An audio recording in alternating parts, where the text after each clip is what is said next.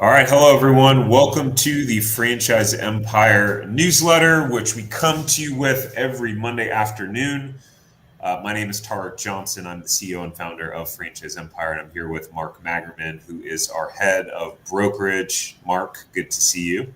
You too, Tarek. How are you? Hi, everybody. Thanks for joining. Yes, thank you indeed. All right, guys. So today, what are we going to cover in this newsletter episode? Well, we've got one franchise where it shows the first full year owner's average sales of $847,000 in this specific franchise. We have a confidential resale that is in prime territory in the Dallas-Fort Worth market in Texas, which is a very, very competitive market. It's one of the first to sell out, right? Boy, is it. Yeah. We'll talk about someone's franchise journey. Just share a little case study with one of our clients, and then the harsh truth about running a restaurant franchise. I can speak to that if you're interested, Tarek. That's right. You could speak to that 13 times over. All right, everyone. So we're going to jump right in.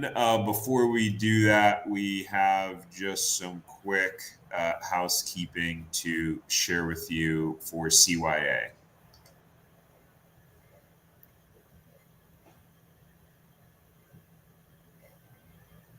Boom. All right, let's rock and roll. So let's start with this resale. So again, this is a confidential resale. You'll start seeing this more and more when we do these newsletters as sellers or franchisors don't want the listing and the name to be publicly out there. But obviously for you guys that are, you're in the market, it doesn't matter. You can, once you reach out to us, we can share that with you in private, not for the whole world to see. But this resale is in, again, the DFW market, Dallas-Fort Worth area. It's in the senior care industry, so we will share the industry with you. I would call the senior care industry a rising tide. There's that phrase, a rising tide lifts all boats, right? So meaning if an industry overall is doing well, then pretty much almost any business in that industry can do well. So it's kind of like when during COVID, when you had all these tech companies that, their stocks were just soaring. I mean, they didn't have to really do anything special if they, had a product that seemed to benefit even a little bit from remote work, their stock went through the roof. And that's just kind of what happened. This specific franchise started in 2022, meaning the franchisee opened their business in 2022. So you're talking about 3 years old, almost 4 years old now. My belief is that about 3 years is when a business can start reaching its maturity, and really start to get exciting because you have some momentum, you have a team, etc. So you kind of get to skip. It's like taking on a kid from 3 years old and on. Like you just skipped year one, the terrible twos, and now you're getting them at 3 when they can communicate now, talk back to you maybe a little bit, but it's kind of where more of the fun begins. Oh my goodness, what did little Sophia say to me the other day yesterday on the steps? She said something where just like the sentence structure, how articulate she was. I was just like, my goodness, my little girl is growing up. It was crazy. Sophia just turned 3 in April. I'm sure you got many of those stories in your toolkit, huh, Mark? I do. Although mine are now from the grandfather perspective, which as you and I chatted about is very different. And there's a reason why grandparents become grandparents when they get older, because they couldn't do parenting anymore. So we're done now. I want to just add a couple comments to this. I know you didn't give me sure, but in our opinion, to anybody out there interested in this resale, and this might be controversial when I say this, I don't mean it as such, but the brand should not matter at this point. We at Franchise Empire are very proud and careful on which brands we even accept into our portfolio. It has to meet a lot of criterias for us to say, yes, we will represent your brand. So obviously this is one of our brands. So even I don't know which brand this is, and it doesn't matter. What you're really asking yourself is, can you see yourself part of this thriving, growing senior care industry? The industry is way more important than the brand at this point. So we know the brand's going to be powerful because we've selected this brand, but don't just rule out, I don't know the brand, so I'm not interested. Because if you do have an interest in the segment, it might be worthwhile to look into. Great points, Mark. So true, right? And particularly if you guys, we have so many people that are interested in resale. So at that point, it's like, it's an opportunity to at least dig into. But this business has 13 employees, guys. So you're walking into something that again, I like to call a moving train. So you want to have some leadership skills coming in. No doubt, and they say that by 2030. 40% of America is going to be 65 or older. So this is a category that's just skyrocketing in terms of you're not going to run out of potential customers. It's, I love painting businesses, but if you do a $25,000 painting job, you're probably pretty sure you're not going to get back to that house for another 5 to 8 years, right? But in seniors, every day someone's getting into the age group where they need services. And the other beautiful thing about this category is it's the adult children of these seniors that are looking to help mom and dad. So again, it's just a never-ending source of potential business, which is one of the main reasons why this is such an attractive industry. Yeah, fantastic point. By the way, guys, as you're tuning in, I'm curious what city and state are you guys tuning in from? Drop a comment and let us know. Curious to where people tune in from. And if we see a common theme, it will help me. And when I select what resale we highlight, I'd love to be able to select resales that are in some of the more common markets that you guys tune in from.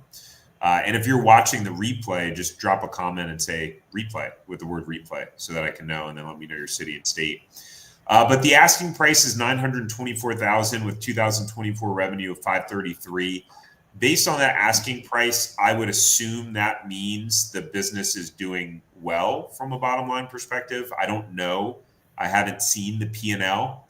This is the high level information we have access to at this stage without an interested buyer. But usually if something's priced that high, there's a reason for it, and typically a good reason. Outside of just a seller being completely delusional what their business is worth, but that happens too. So look, our take here, we already shared it pretty much. It's in senior care. It's a rising tide. This is a great opportunity for a full-time owner to come in who's got strong management leadership experience. You got strong financials, hit the ground running, take over a well-performing business with a lot of room for growth. Look, if you're just looking to buy something that you're trying to work 5 to 10 hours a week, this isn't the opportunity for you. As a resale, this got 13 employees in place. This needs like I said, a strong leader coming in who's willing to dedicate full-time focus towards this business, because that's what it's going to take.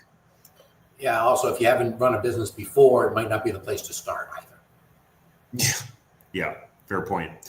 All right, guys, if you want to learn more about that particular resale, you can go to franchiseempire.com/resales and just submit the form there on that on our site. I'll drop you the link here. Just let us know, hey, I was watching and I'm interested in that confidential resale in DFW. Or if you like the idea of potentially buying a resale and you just want to know, hey, are there any resales available in my area? Then you could still click that link, schedule a call, and it's completely free. There's no obligation to find out. And by the way, just to clarify, we're not in the business of trying to convince people to buy franchises. That's not in the business we're in. We put out great information like this. We provide infotainment or edutainment, whatever you want to call it. And, if you're interested, great. We're happy to hold your hand and kind of guide you through the process, but we're not here to tell you should buy a franchise or that it's the only option for you. actually, on the contrary, I think Mark would probably tell you that we probably talk more people out of it than into it. Would you say that's a fair statement, Mark? You know, if you didn't say that, I would have added it. But absolutely, and again, it's really just because it's not for everybody. Business ownership is not for everybody, and we spend a lot of time with our candidates to understand the why behind it. Why are you looking into franchising? Why do you want to be a business owner? Why now? And if the answer comes back as, you know, I hate my boss, that's not a good enough answer. So again, sometimes we've said to people, and if I can just take this quick little anecdote, about 6 months ago, I remember a gentleman that we spoke to, and we had the conversation, and he goes, I appreciate the time. I guess I'm just not ready yet. 6 months later, he called, he got on our calendar, and now he's talking to 3 or 4 different franchisors. So wow. And you do find that if you do get on our calendar, one of our broker calendars, and you feel like we're trying to talk you out of going forward, trust us, we'd love you to go forward, but it's really the best way to go, because I'm a poker player, and I learned this long ago. I know I can't lose the chips I don't put on the table. So sometimes putting chips on the table is not for everybody. So I'm glad you brought that up, Tarek. I think it's a very important point. We are not selling anybody anything. And when I get people on a Zoom call, they say, okay, sell me your process. I turn around, I'm wondering who they're talking to, because we're not selling them anything. We're not salespeople. I love it. 100%. And we actually abide by it. So, you guys may have experience with other franchise brokers out there where they are, unfortunately, we have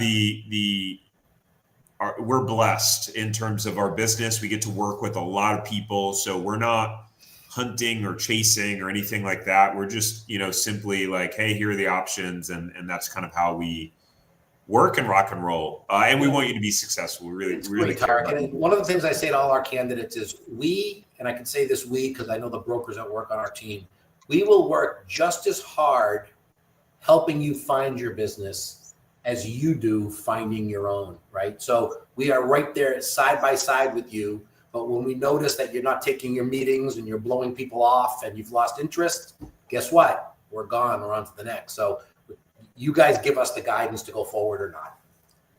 It's a really good point, Mark. You guys got to do your work. You got to follow through. We're not here to be your babysitter, because guess what? When you own a business, it's on you. It's on you. You are responsible for your success. You know what, Tarek? I think that's one of the most important points we can make on these calls, because people have to understand that the best franchise in the world can bring the horse to water. You just can't make them drink. And it's up to the individual franchisee to be successful 100% of the time. We know here at Franchise Empire, because we're working with some of the best brands in the country, it is not the brand's fault if the franchisee fails. We know that. We absolutely know that. Yeah, that's one of the things I coach our franchisees on. Like, at the end of the day, you're responsible. Even if the franchisor is not keeping their promise, correct, you still have to succeed. You're responsible for succeeding despite that. I get very passionate about this, as you can see. So it's a very important conversation. Yes. Well, we always in this newsletter celebrate one of our new franchisees. It looks like we have. I'm not even going to point that out. But Abraham, we're here to celebrate Abraham. He spent years building his financial consulting firm, and he was successful, but he started feeling the pull towards something bigger. Didn't want to just keep trading his time for money. Wanted to build long-term equity, create a real legacy for his family. And he worked with our team. This was Chris, right? This was Chris. Yeah. So Chris on our team, who's been in the franchise space for a long time, has a lot of experience, was able to work one-on-one with Abraham, narrow it down to a few different options and solutions. That particular franchise is very selective about who they choose and award territories to. They're not in the business of just trying to sell franchises. And now Abraham is set and bought his territory, and really excited to build an actual asset. Anything else to add there, Mark? No, he's a great guy, and we think he's going to do really, really well. And Citywide is one of those really cool brands that's very unique. We're happy to discuss that with anybody who wants to. But they have franchisees who are doing multiple millions of dollars of revenue. So yeah, this it's a great brand. We really couldn't be happier for him, and Chris did a great job of introducing and guiding him through the process here. Yeah, 100%.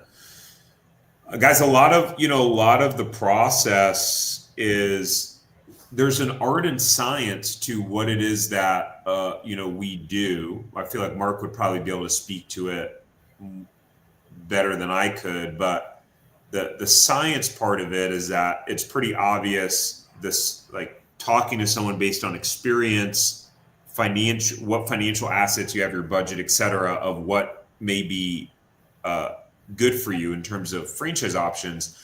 But then the art is, after having hundreds of these conversations, if not thousands, of being able to instinctively know, hey, I think this person would be good for this brand.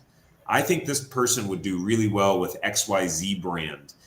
And so that's the part that is an art, and our team has a lot of experience in.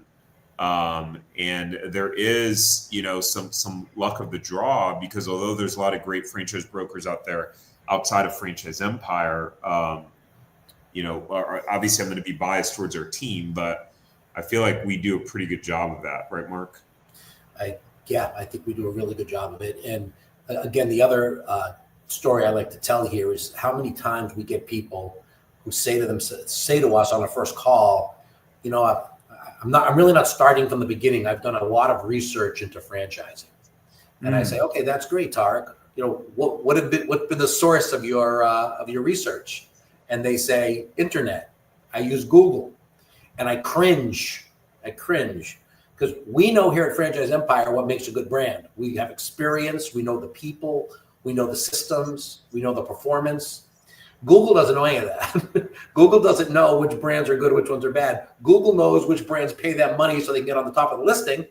So when you search Google and you say, show me the best franchises in America, I promise you, guys listening to the call, I promise you that list doesn't match the Franchise Empire list of top 10 brands. So again, I'm kind of going off on a segment a little bit, but the art is finding first the portfolio of brands that we're proud of, then diving into the candidate's needs and what they're looking for, then trying to find the brands that may be available in their area.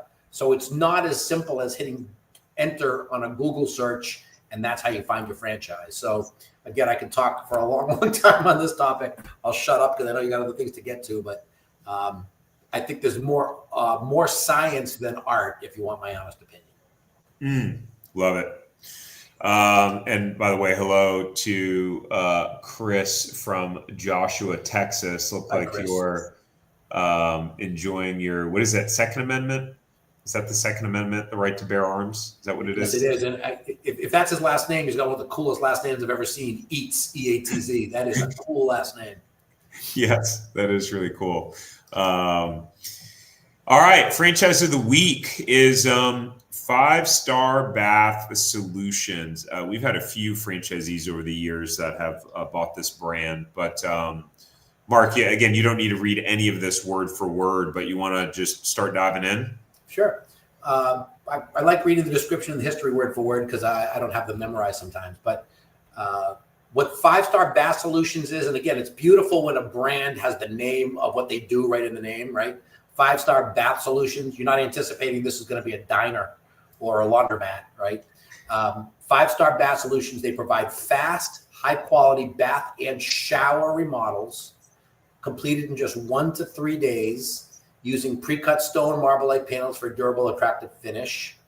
Aimed at homeowners wanting impactful upgrades without full renovations, i.e. full costs. Their model emphasizes speed, aesthetics, and value. So it's a lower price model compared to customized bath solutions. But from my experience talking to the brand and talking to franchise owners there, 99% of the people that they do work for absolutely love it, and you can't tell when it's done who did it or not. So great opportunity to get upgrades in the bathroom.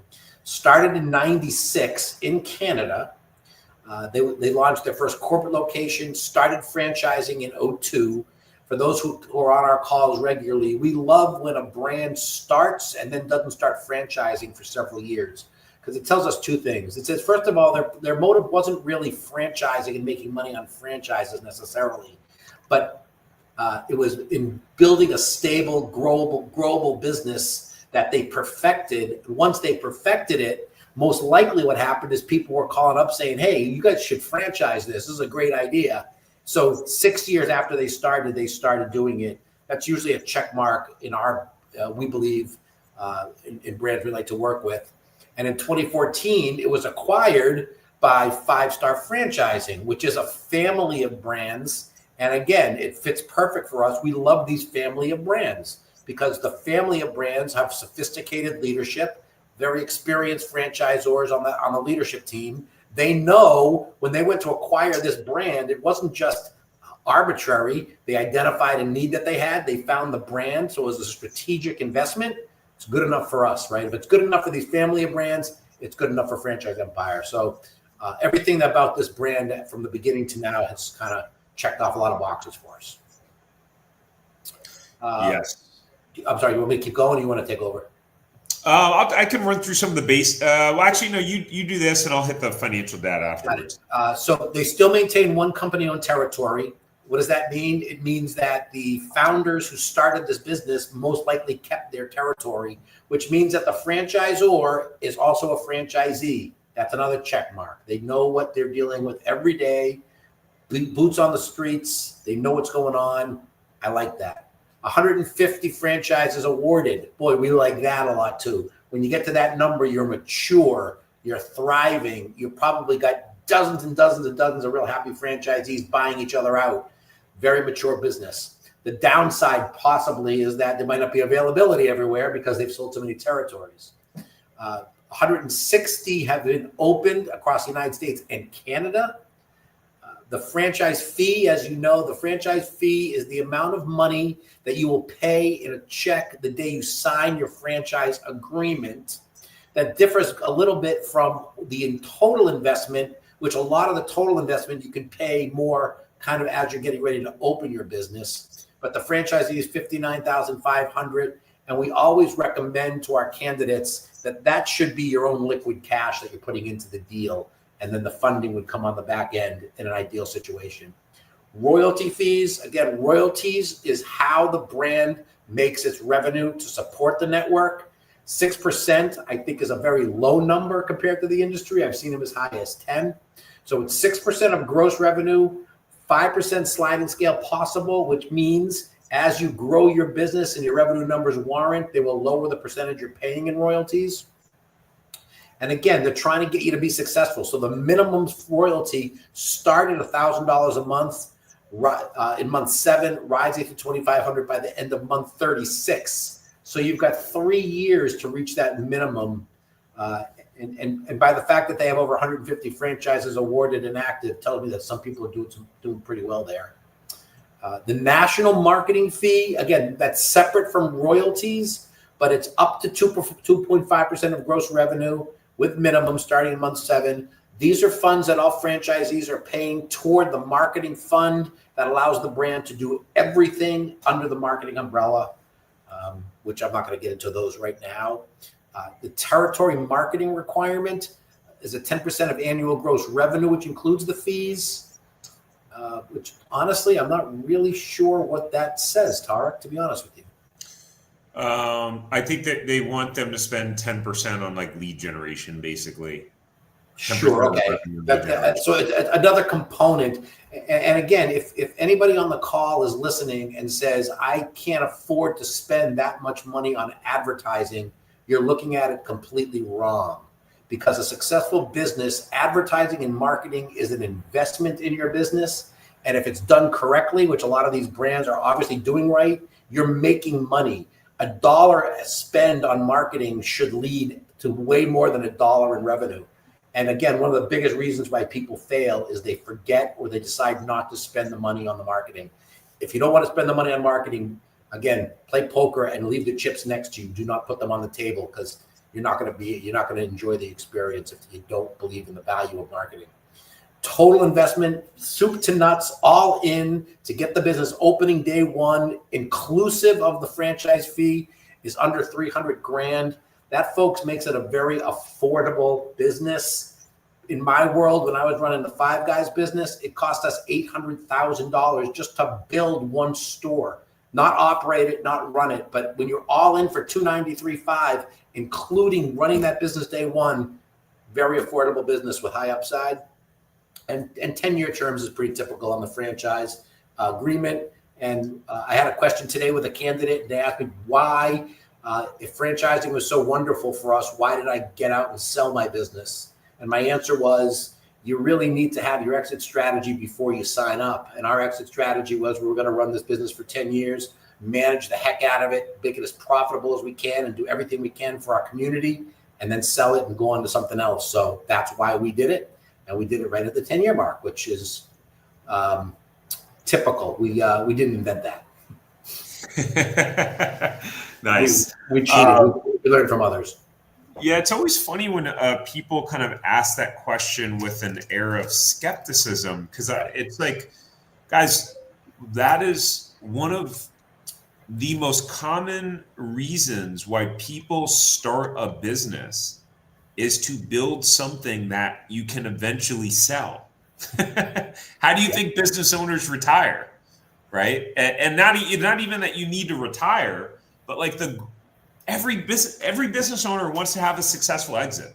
So, and it's like, that's 50%, and the other 50% is something to pass on to your future generations, which is great too. If you don't want to cash out, reap the benefit of what you've worked, pass it on to your children, and let them take it and run with it. So either or, but that's an exit strategy too, because that means you're out. I mean, it's your kid's job now. So how you would get into a business without an exit strategy is clearly something I don't think I'm going to understand. Yeah. Well, and it's funny too, because the analogy that pops up for me is someone going like, well, it's like, hey, the house that you live in now, how long have you lived in it? Like, well, like, 4 years. Like, did you own a house before that? Yeah. Well, if it was so great, why'd you sell it? Well, like, we had kids, our situation changed. Like, exactly. Like, there's other reasons too, anyways, I just think of that example, but I get the skepticism. I know. Absolutely. I get the skepticism completely. You know what? I used to work for Tony Robbins and listen to a lot of his stuff. And he would say, for people that were really skeptical, he would say, you're not skeptical, you're gutless, because it takes no courage to be skeptical. And I was like, damn. I think what's funny is I'm a skeptic, but I still appreciate that response, because there are some people that are so skeptical that they won't do anything, or they don't trust anyone. And I think that point rings pretty true. It stems from fear. Absolutely. And I don't think I've ever seen anybody, including myself, and I'm going to bet you, who didn't shake a little bit when you were signing that franchise agreement. If you don't have a healthy level of anxiety, you're not human. You don't have blood going through your veins. So it's normal. But the key is that you've done enough due diligence and done enough pre-homework to know that you're going to be nervous, but you're going to be nervous about becoming part of an amazing brand that's going to pass you on into the future. And the beautiful thing about our business is talking to a franchisee after their 6th to 9th month, when they're doing everything right, and they come back and they're like, I have no idea why I was so worried. This is the best thing I ever did in my life. I'm like, well, you don't want to say I told you so, but kind of told you so. So that's the fun part.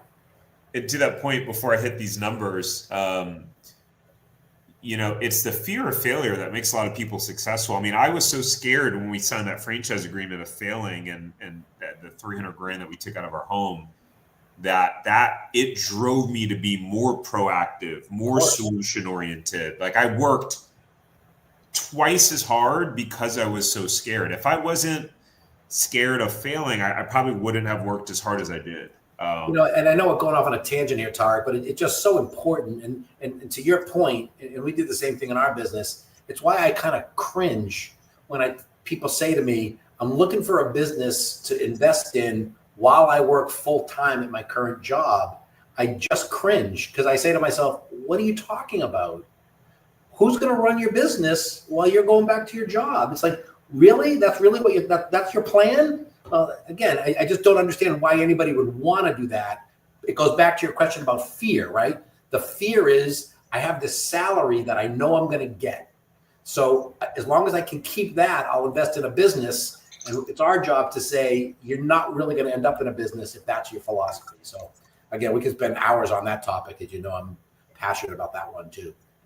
Yeah, 100%. Yeah, majority of our clients go full-time in their business. And I think to play devil's advocate on that, I think for people that know that they're about to have 2 full-time jobs, fair, like, that like, hey, my business is going to be a full-time job and I'm keeping my full-time job. Just know you're going to work 80 hours a week for the first year. Fair enough. That will work. But it's the people that go, oh, well, I want to keep my full-time job and I want to work about 10 hours a week and hire a manager. It doesn't work like that. It doesn't. And again, it could also, there's other solutions. Get a partner, get a spouse, get an equity partner in the business. That all works as well. So, and there are brands, Tarek, out there that are built around passive, semi-involved owners. Not as many as used to be, but there are there are businesses that have that.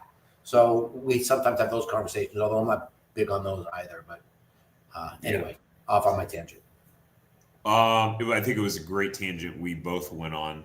All right, so numbers. And guys, by the way, before we, if you don't want this with all the commentary, you're like, guys, just get to the point. That's why you should be on the newsletter, because then you could get the email and see this on Sunday morning. Right. The point of watching this is to tune in for all the commentary, by the way. So the numbers, what they show, let me get my, see if I got my little marker here. You like that marker, don't you, Tarek? I do. It's helpful. I don't like that it pops up on the side here. I know. I figured by now you'd had that one figured out. No, I don't think it's figure outable. I think it's part of the plugin. Maybe technology is a wonderful thing. All right, so non-company or controlled units. That's not what didn't mean that was quite large. Basically, what their brand director owns a franchise, so they consider that and call that company controlled, even though the actual franchisor doesn't own it. But the non-company controlled, so average overall performance for franchisees in the 2024 calendar year, all sorts of disclosures here from the FDD. You can see that. I'll drop the link for the actual newsletter so you can look at all those. But I like how they show the average leads per month, 278, the average appointments per month, 71. So what does that show us real quick? I do a weekly call with some franchisees that are in a mastermind group that I host.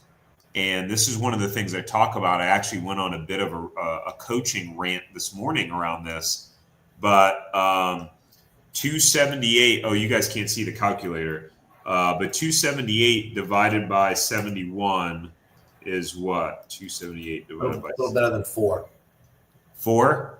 Mm-hmm. So for about a 40%, about 40% conversion metric. So this is not just, everyone wants to know, well, how much do these owners make? How much do they make? That's the wrong question. That's one of the questions. But it's like, ooh, interesting. So they're doing an average of 1.7 million because they're doing 278 leads and 71 appointments per month. They have a 40% conversion ratio from leads to appointments. Interesting. What happens if I'm able to get a 50% conversion ratio from leads to appointments? Are there franchisees that are doing a 50% conversion ratio? Oh, turns out the ones doing above 40% are doing better than average. Like, it starts to give you windows and insights into like what makes a successful business and franchisee outside of just, okay, the average person's doing 1.7 million in sales. Oh, by the way, and the average closing ratio is 29%. I just was going to make that comment, Tarek. The math that you were using at 40%, it's more like 29%.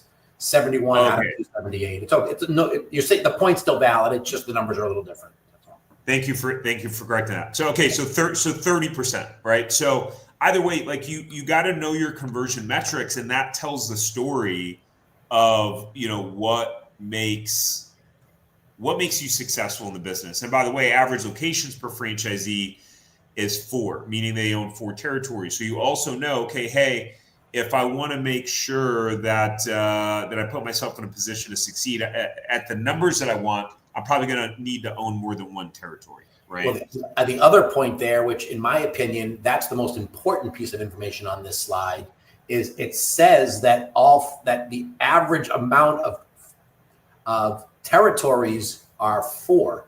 So people aren't starting with 4; they're growing into it, meaning they're seeing great results and they're buying out more territory. One of the tremendous criteria that we like to use in franchise selections and selecting brands are other people buying more territory, and clearly in this case, it is yes.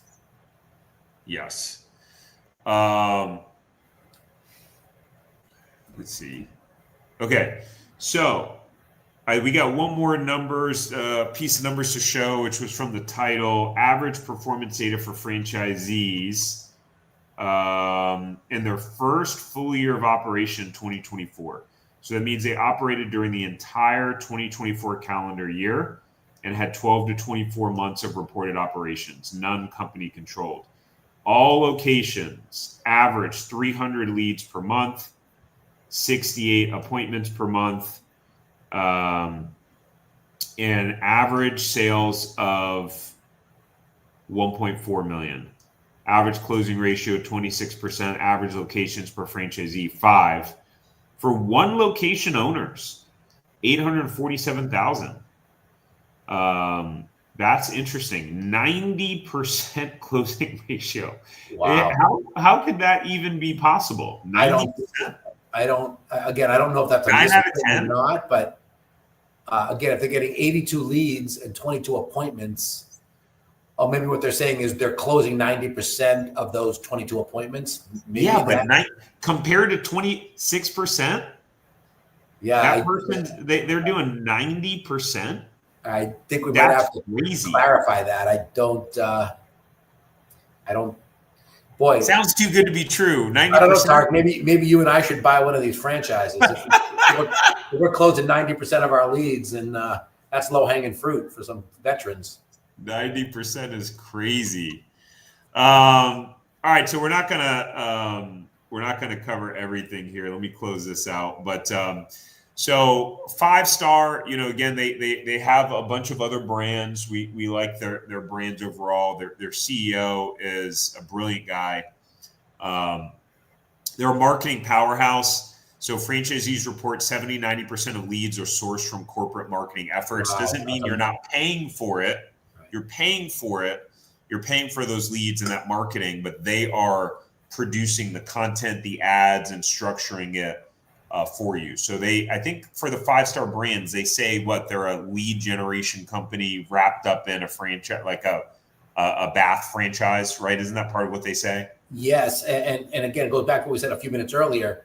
If you're a business owner and you were told you had to have a monthly fee on marketing that you had to pay every single month, but you knew that 90% of your leads were going to come from a result of that investment, I don't know who's going to say, yeah, I don't think I'm interested in that. I don't want that. So this is why strong marketing franchisors and lead generator franchisors are so popular now, and why really smart franchise owners are jumping on these brands, because and again, this is how you know you're meant for this. I remember in our world, I couldn't wait to write my royalty check. I couldn't wait to write my marketing check, because I knew when I did that, I was going to get the support back in return. And that's one of the reasons we were so successful. So if you're afraid of these numbers, afraid of ad spend and marketing spend, then I don't know why you want to be in a business to begin with. Yeah, for sure. Guys, lean staff requirements. So you're just starting with you and an installer. You're the salesperson in the beginning as you ramp up. Operations are straightforward because, again, it's their prefab design. So super easy. They're done. It's done in a day, less than a day. You can launch from your home. You could get a showroom, but it's optional, not required. There's an in-house call center with the franchisor. So literally, like, you don't even have to hire someone to pick up the phone. They have a centralized call center. Again, you're paying for this. This is part of what is in, your whole fees and different things that you pay to the franchisor. But they're hiring that staff. They're training that staff. They're dealing with the turnover to that staff so that you can focus on just your business. And at some point, I'm sure if you wanted to have your own person that you wanted to hire for your territory to pick up the phone, you could do that and not participate in their call center thing. But what an advantage from the beginning to not have to think about that or worry about that. Your average mom and pop business owner, if they hire someone to pick up the phones and field calls for leads, and they're out there meeting with clients, and that person decides they quit, and they're now trying to fill that role, well, guess who's answering the phone? The mom and pop owner, while they're out there trying to sell the jobs and manage the business. One of the benefits of a franchise system, for sure. Or one other thing, Tarek, which happens more often than not, it's mostly mom and pop operators who, in a case like this, maybe they've been remodeling kitchens since they were 14 years old and started their own company. They don't believe in marketing. They don't understand the savviness of it. So they might not even have somebody answering the phones for them. They're out doing someone's job. They do get a phone call because someone wants a quote. They're not getting a call back because the person is on his knees on someone's bathroom fixing it. Meanwhile, that lead is going on to their next lead. Then they're going to call the franchise. The franchise is going to pick up the phone day one, minute one, because the call center is answering it for you. So it's just an example of the support the franchisor is giving the franchisee. And guess what, folks? They're not free. They got to pay these people. So again, another example of how strong marketing, and I believe call center is the epitome of marketing, how your investment in that call center is going to win you over in spades versus your competition, who's just not able to get any of those leads. 100%. I think we already talked about this. We covered this already. They have a overall 5-star, great numbers, strong marketing company, attractive model, simple, scalable, especially for owner operators. So if you guys want to check to see, again, they have a lot of territories sold. But if you do want us to check and see if your territory or market's available, you can go to franchiseempire.com/check territory, and we'll check for you. Yeah, and one other thing, Tarek, we do have a couple, maybe 3 or 4 really good bath remodeling brands. So if this business appeals to you and there's no availability, we do have others that we can recommend for you to replace it. And again, all of them have gone through our check and balance to make sure they're worthy to be on our list. So it's kind of what I went back to earlier. Sometimes it's not about the brand, it's about the category of business where you see yourself being successful. Yeah, definitely. I'm really looking forward to those new pictures we're going to be taking, because it feels weird to keep seeing myself in these pictures with no beard. I've had a beard now for like 3 years. I was going to say, what are you, 12 years old when that was taken, Tarek? Yes. 15. Yeah. 15, all right. The most recent episode of the Zero to Profitable Franchise podcast, man, I sat down with this guy, Paul. Paul is a great guy, super entertaining. He built NYPD Pizza franchise system, almost lost everything. He's just an amazing guy. What's crazy is I met him at the gym. Just see him over and over again at the gym. Eventually, we started chatting. Hey, what do you do? I'm in the franchise space. Oh yeah, I'm a franchisor. And then we talk all the time, and we see each other in the gym. He came to the office. We sat down. It's a great podcast episode. Highly recommend you watch or listen. You can check it out on the Franchise Empire YouTube channel, or listen to it wherever you digest podcasts. We do have one question before we wrap, if the person's still here. Why don't a lot of franchisees include bottom line numbers in the FDD? Mostly I've seen top line revenue averages and medians. Do you do a pro forma when choosing to invest? Mark, how do you answer that? That's a great question. And I think the biggest reason is franchisors have no idea what individual franchisees' bottom line profitability numbers even are. What they do know is what their sales are, and they do know what some gross costs are. But the example I always give, Tarek, to people who are asking this is, let's say Tarek and I were both running the same franchise. We were both running this bath and kitchen remodeling, and both of us were doing $2 million of top line revenue. The likelihood that our profitability is the same is next to zero, because Tarek might be an amazing operator of that $2 million. He might be able to squeeze 20% margin out of that $2 million. Meanwhile, I'm a buffoon. I don't know how to run my business. I'm blowing through that $2 million.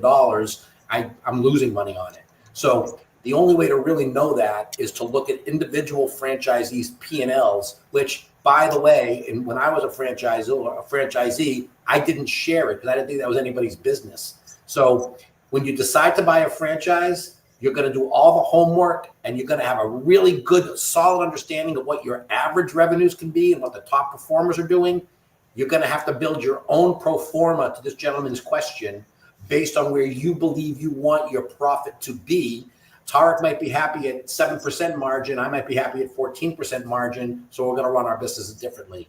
And I tell people, if you're going to get yourself so wrapped around the axle on bottom line profitability, you're probably never going to invest in anything, because you're not going to be able to get the answer you're looking for as it relates to bottom line profit. They're either not going to share it with you, or your profit will not match theirs. Yeah, all great points. I have one last thing to add to that. I actually recently had a video that went live on the Tarek Johnson channel where I talk about sales to investment ratio and some of this stuff. And the reality is that every business owner and every franchisee runs their financials different.